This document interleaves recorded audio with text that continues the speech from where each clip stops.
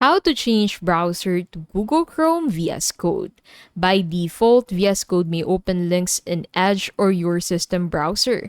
Let's change it to Google Chrome. So go ahead and open up VS Code and then click on this gear icon at the bottom left. And then from here, go ahead and go to settings.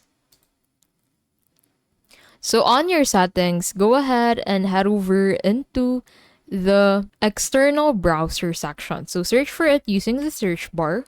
So from here, make sure to set this to Chrome to be able to automatically access or view the preview of your websites on a Google Chrome browser. So once you try to access the website or the app that you've created online, you'd be able to open the Chrome browser immediately as the external browser. And that is how you can change browser to Google Chrome on VS Code.